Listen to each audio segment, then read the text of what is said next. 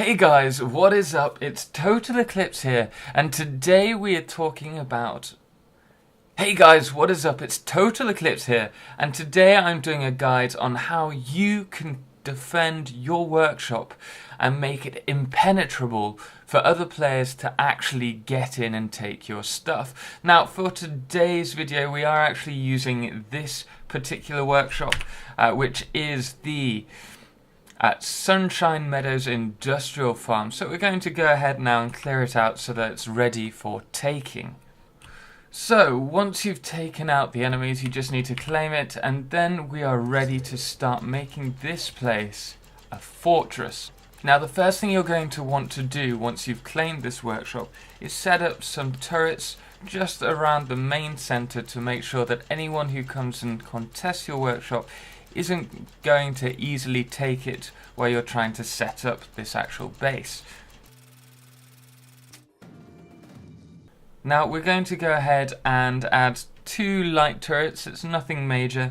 We don't have anything really to worry about at the moment as there aren't many players nearby, but I do recommend you checking that out beforehand. Now it doesn't matter which turrets you go for. I find that unless the actual enemy player is really strong and prepared, he's going to suffer quite considerably with these turrets, let alone when you attack as well. So after this bit's done, we're going to go and start blocking the door, locking the doorways. So to do that, you need to close all of these doors. And for different settlements, you do need to think about this slightly differently. Maybe build your settlement as an actual structure around the resources. So for this particular workshop, it's really easy to defend. You just need to lock all the doors to start off with, and then we're going to go from there. So to do that, we're going to go with... go to the tab screen, then press F to lock, and from there we're going to put level 3 locks on all the doors. Now the level 3 locks are just really a deterrent. We're actually going to come back here in a second and block them off as well. So once you've done this and locked all the doors, we'll continue with our next job. Another thing that you're going to want to lock as well are your resource collectors, depending on where they are. So I still have this locked, but we'll do that later on.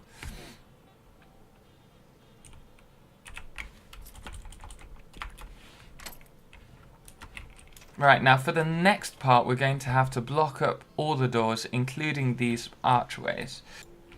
Unfortunately, guys, my software died while I was recording. So to go over what we've just done, we've gone around the whole premises and locked the doors, and that's every door in this premises, the 4 downstairs and the 2 upstairs.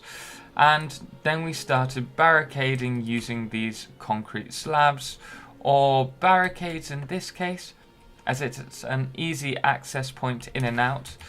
So if you're outside, it opens outwards and you can just move this to move in, which is very important because you're not going to have an open doorway. Here you can see that we've blocked this as well, and we've over here placed bookshelves in the way. Now the reason for this is it's just to stop anyone getting in without attacking you prior. Now if they do attack your base, all your turrets, which are going to be situated outside and inside, will start attacking the enemy players, making it very difficult for them to get in without fighting a very bloody battle. Now down here, oh, do note you can actually plant things on here and also set up water generators down there, which is fantastic if you're playing a long game. In this point, we're going to be adding more defences. These are just going to be your standard fence walling. Again, we're not trying to make it Fort Knox this point. We're going to have all the turrets over there. If they do try and get in, these are just going to attack them. The turrets are just going to attack them. But do have no fear. If you want, you can place more. You can place these concrete blocks as well, just to really block the enemy player and deny them any easy route in. But there's really no point at this point, because they will be able to break through unless you have turrets outside, which we will be talking about shortly. Now at this point, no one can enter this particular building without setting off the wanted system, which is a great way to get other players to join the fight in attacking the people who are taking your workshop. And now we need to develop the defenses more. So what we're going to do here, on your supply centers, so for example this one, we're going to lock it.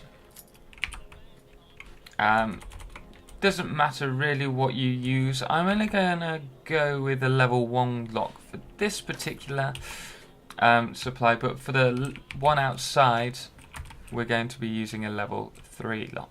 So we're going to go ahead and get one of these set up, and then we're going to not only lock this, but we're going to connect it up, and then we're going to be placing guard towers on the outside as well. So once again my video software died. I need to sort this out, but as you can see, we've been placing concrete slabs around the collector, and this is connected to the inside, and we do have some turrets. Now the important thing to bear in mind about this is if more rats get into your base, if you're defending against more rats, they will be able to get under your defenses and destroy these resource collectors. So do be careful. If one of them defenses against more rats comes on your screen, you must go back and defend it if you want it to be safe. And do note, it looks like you cannot stack these, which just makes it a little bit more difficult for us.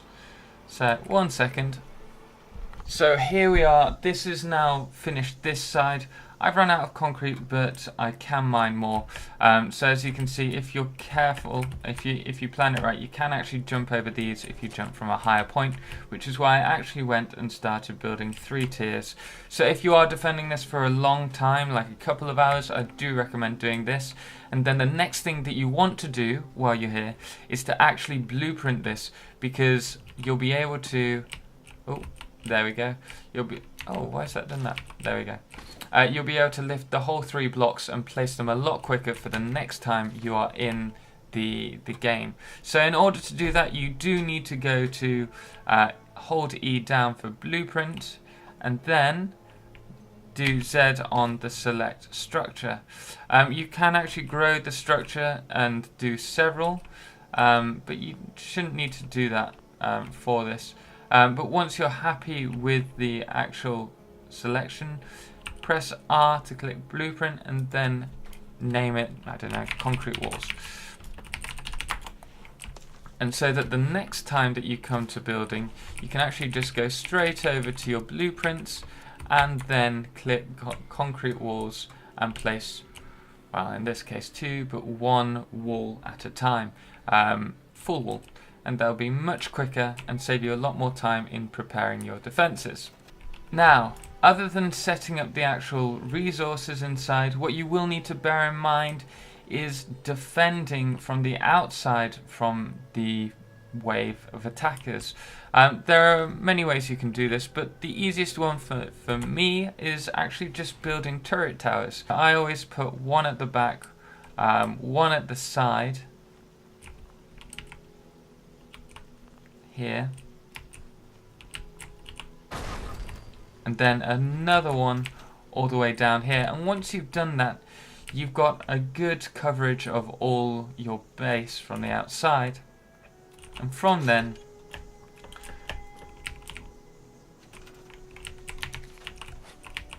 you can actually work on developing your base inside. And as you can see, I have plenty of budget, over half the amount of budget at the moment, which I can put to traps for this area to stop people coming in and also blocking them off. which is always a good idea. And you can also block this area off as well if you want with concrete. That's what I did last time. And then have turrets here funneling down the one small entrance so that people who do attack then get pretty much demolished trying to go up here. So anyway guys, that is kind of everything that you need to know. Obviously you can use floor traps, side traps in this area to stop people from actually capturing this. If they capture your workshop, they will actually take over all your stuff and all your defenses will work for them and not you. So do bear that in mind. You do want to have defenses here at all times. Don't just put everything outside. Same with here, this kind of area. If you've got wave defense, you're going to want to have something defending your resource collectors. A great thing you can actually do is set up your own camp just outside of your base. The next thing I want to implement is actual doorways that automatically open and close, which I will be covering at some point if the mechanics allow for it in this game, which I think they do because they did in Fallout 4. But as you can see, we have another player here who's just set up a camp, which can be an excellent way to build turret towers on the outside, the outskirts of your base, to make it a real fortress. So those are all my tips for you guys. If you guys do have any further tips that you'd recommend, do mention them. One thing, if you are using the workshop power, if you're using the Poseidon power plant, which we will be for collecting food, and if you're using it specifically for defenses as well, do bear in mind you will need backup generators in case you lose power. This is really serious because if you run out of power and your defenses are using them, you are suddenly defenseless. Just to cover one more time, lock all your doors, barricade them as well, then add turrets in your main base as well as externally, and then fortify everywhere so that people can't get in and out. And then don't forget to lock down this area as best as you can. Using things like the floor traps, even spike traps can go a really long way. Just adding a couple around here will really stop players from trying to actually get to your base without taking huge amounts of damage from the turrets and the traps. Anyway guys, until next time, thank you very much for watching. If you did find this video helpful, please like the video. And if you want to see more great guides and tips on making the most of your Fallout 76 gameplay, then do make sure to subscribe. Anyway guys, until next time, thanks for watching. Totalxclipse out.